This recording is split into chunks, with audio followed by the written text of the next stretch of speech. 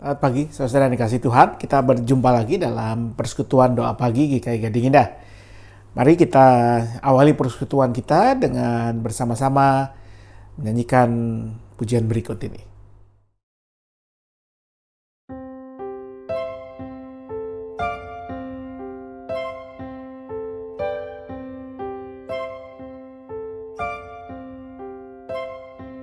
Suara Yesus ku dengar, hai mari yang penat, serahkanlah kepadaku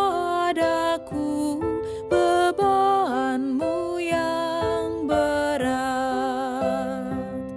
Kepada Yesus Tuhanku, ku datang berserah,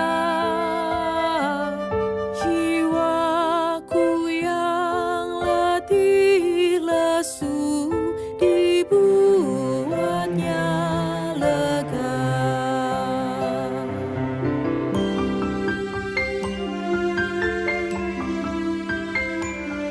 Suara Yesus ku dengar, yang haus datanglah, dan air hidup ku beri, hai mari minumlah. Kepada Yesus Tuhanku, ku datang berserah, ku dapat air hayat dan hidup dalamnya.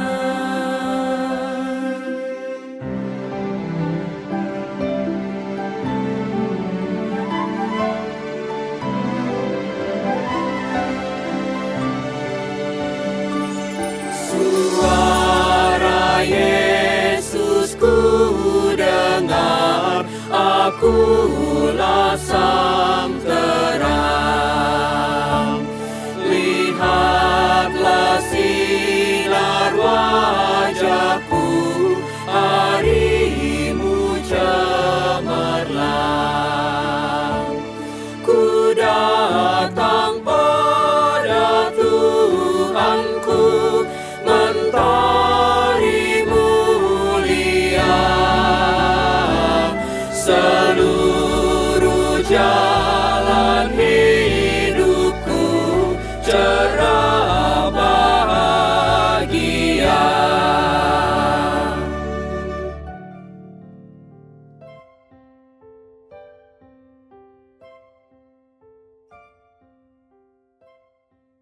Saudara yang kasih Tuhan, besok bersama dengan gereja di segala tempat kita akan merayakan Hari Jumat Agung. Dan dalam kebiasaan gereja kita, GKI Gading Indah, kita juga akan merayakan sakramen perjamuan kudus. Nah, biasanya menjelang sakramen perjamuan kudus, saya ingat dulu zaman waktu saya masih remaja di jemaat tempat saya beribadah, ada yang namanya acara Sensura Morum, persiapan perjamuan kudus. Dan biasanya ada beberapa ayat yang dibacakan dalam Sensura Morum itu. Salah satunya adalah yang akan kita baca berikut ini. Dari 1 Korintus 11 ayat 27 sampai 29. Jadi barang siapa dengan cara yang tidak layak makan roti dan minum cawan Tuhan, ia berdosa terhadap tubuh dan darah Tuhan. Karena itu hendaklah tiap-tiap orang menguji dirinya sendiri, dan baru sesudah itu ia makan roti dan minum dari cawan itu. Karena barang siapa makan dan minum tanpa mengakui tubuh Tuhan, ia mendatangkan hukuman atas dirinya. Nah, saya mau mengajak kita memperhatikan ayat ke-29. Karena barang siapa makan dan minum tanpa mengakui tubuh Tuhan, ia mendatangkan hukuman atas dirinya. Kira-kira kalau menurut Anda, apa sih sebetulnya dimaksud dengan tubuh Tuhan itu? Yang harus kita hargai ketika kita makan roti dan minum anggur, sehingga kalau kita tidak menghargainya, kalau menurut ayat ini akan mendatangkan hukuman pada kita. Apa artinya tubuh Tuhan? Kalau buat teman-teman kita, saudara-saudara kita dari Gereja Katolik Roma, jelas tubuh Tuhan itu adalah roti dan anggur yang digunakan dalam perjamuan atau biasa disebut dengan hosti. Karena dalam pemahaman iman atau teologi Gereja Katolik Roma, Gereja Katolik Timur atau Ortodoks juga, bahwa roti yang digunakan, anggur yang digunakan dalam perjamuan kudus atau komuni, setelah dikonsekrasi dia akan menjadi tubuh dan darah Yesus sungguhan. Tapi bagaimana dengan kita yang ada dalam tradisi gereja reformasi, gereja Protestan? Dalam tradisi kita roti dan anggur itu ya tetap roti dan anggur. Bahkan setelah nanti pendeta yang memimpin perjamuan mengangkat roti dan anggur, ya tidak berubah menjadi apa-apa, tetap roti dan anggur. Roti dan anggur hanya berfungsi sebagai simbol yang mengingatkan kita akan darah dan tubuh Kristus, akan kematian dan pengorbanan Tuhan Yesus Kristus bagi keselamatan kita. Kalau begitu, apa ya arti tubuh Tuhan dalam teks ini buat kita, umat gereja Protestan? Nah, saya kemudian menemukan jawabannya atau mengajak kita merenungkan apa yang dikatakan dalam 1 Korintus 12 ayat 27 yang berbunyi demikian. Kamu semua adalah tubuh Kristus dan kamu masing-masing adalah anggotanya. Kita semua adalah tubuh Kristus. Kita semua adalah anggota tubuh Kristus. Apa tubuh Kristus itu? Jelas di sini. Tubuh Kristus itu adalah gereja, persekutuan orang percaya. Kita semualah tubuh Kristus ini. Artinya apa, saudara-saudara? Artinya tubuh Kristus itu sama seperti anggota tubuh terdiri dari banyak anggota yang berbeda-beda dengan kelebihan, dengan kekurangannya. Berbeda etnis, berbeda suku, berbeda warna kulit, berbeda status sosial, berbeda pemikiran, berbeda pemahaman. Sehingga kalau kita mau sungguh seperti kata 1 Korintus tadi 11 tadi, kita mau mengakui tubuh Tuhan, ya kita harus menerima perbedaan ini. Dan inilah prinsip utama dari bergereja. Gereja itu harus membuka diri, terbuka untuk siapa saja. Tidak ada yang bisa dibedakan. Tidak ada yang lebih suci, lebih benar, dan yang kurang suci, kurang benar. Karena sejatinya kita semua adalah orang berdosa yang diterima Tuhan dan dipanggil untuk masuk ke dalam anugerah-Nya. Sebagai persekutuan, kalau kita mau sungguh mengakui tubuh Tuhan, kita harus mengakui hal ini. Bahwa kita semua dengan segala perbedaan, dengan segala keberadaan, pergumulan kita adalah tubuh Tuhan, tubuh Kristus itu sendiri. Yang kedua, ayat ini mau bicara bahwa dalam hidup persekutuan kita, urusan kita bukan hanya dengan Tuhan di surga, tapi juga dengan saudara-saudara kita, orang-orang di sekitar kita. Teks 1 Korintus pasal 11 tadi, sebetulnya konteksnya adalah pada waktu itu jemaat Korintus merayakan perjamuan dalam bentuk yang agak berbeda. Mereka rayakan lewat yang namanya perjamuan agape, perjamuan kasih kita sebutnya. Mereka semua duduk bersama dalam satu meja dan makan bersama. Nah, masalahnya di jemaat Korintus, ada kelompok orang-orang kaya, para majikan, dan ada juga kelompok para budak yang bekerja di para majikan ini. Ya, zaman itu tentu harus kita pahami, perbudakan masih hal yang biasa, kontekstual. Zaman sekarang tentu kita harus menolak segala bentuk perbudakan. Tapi pada waktu itu perbudakan masih menjadi hal yang wajar dan diterima. Dan rupanya pada waktu jemaat Korintus berkumpul untuk merayakan perjamuan kudus, apa yang terjadi? Yang terjadi adalah para majikan datang duluan, mereka yang membawa makanan, sedangkan para budak-budak mereka masih bekerja di rumah atau di ladang. Dan ketika para majikan ini mulai merasa lapar, mereka mulai makan bersama. Dan pada waktu budak-budak itu datang untuk ikut dalam perjamuan kasih itu, makanan sudah habis. Sehingga Rasul Paulus marah dan menegur jemaat ini dengan mengatakan, ada yang makan sampai kenyang dan mabuk, ada yang kelaparan. Hendaknya kamu tidak melakukan itu lagi. Kalau memang kau lapar, makanlah dulu. sebelum engkau datang ke tempat perjamuan sehingga engkau bisa menunggu sampai saudaramu yang lain itu datang dan makan bersama. Karena yang engkau lakukan bukan cuma makan dan minum biasa, tetapi sedang merayakan tubuh Kristus itu, memberitakan siapa itu Tuhan Yesus.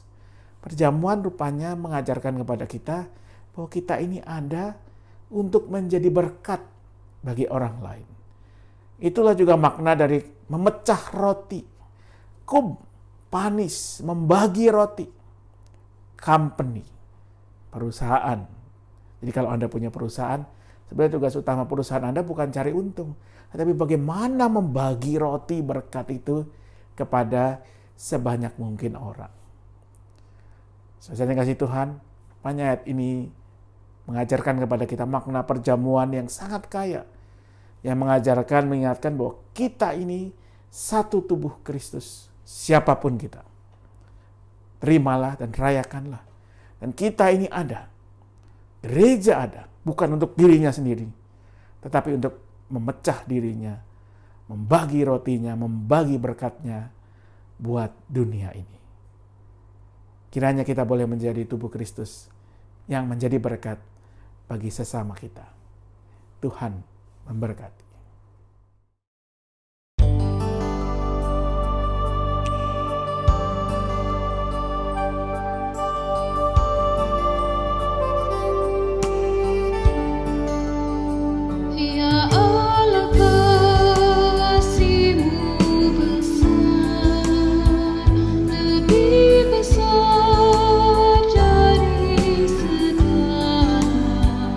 Tiada terduga